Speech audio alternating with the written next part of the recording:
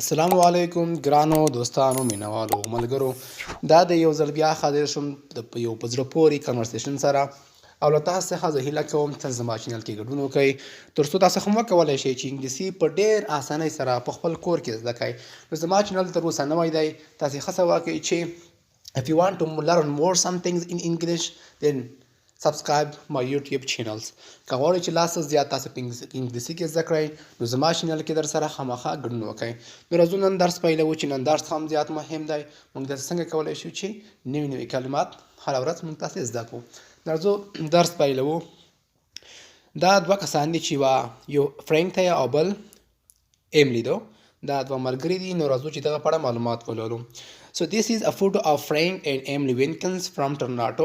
دغه یو تصویر دی د فرینک او د ایملی وینکن د ټورناټو څخه ان کاناډا چې دا په کاناډا کې دي they are on vacation دوی په رخصت باندې دي یا دوی په رخصت باندې لاړ دي نیویارک سټي نیویارک ښار ته ایملی is from Canada ایملی د کاناډا ده and Frank is from Seattle او فرینک د سیاټل دی ان د US متحده ایالاتو کې they are married دوی واده شوي دي یا دوی واده کړی Emily is a teacher. Emily یوه استاذه ده and her school is in the center of Toronto. او د هغې مکتب د ټورناټو په مرکز کې دی.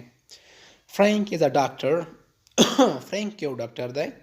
His hospital is in the center of Toronto too.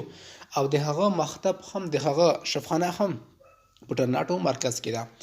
نو تاسې اوس کولی شئ چې دا ډول جملې جوړې کړئ د خپل ملګري سره بیر بحث وکړئ تر څو تاسو وکولی شئ چې نوي جملې او نوي لغتونه په دې کې تاسې زده کړئ نو په دې کې نوي لغتونه چې کوم دي هغه یو دا سینټر مرکزي مرکز ته او ټورناټو هم د خپل ځای نوم دی نو تاسې هم بار کوشش وکړئ چې تاسې دا شیان زده کړئ د ځان سره So this is a photo of Frank and Emily from Toronto and Canada. They are on vacation in New York City. Emily is from Canada and Frank is from Seattle in the US متحده ایالاتو کې They are married. Emily is a teacher and her school is in the center of Toronto. And Frank is a doctor. His hospital is in the center of Toronto too. That's هم دا ډول جملې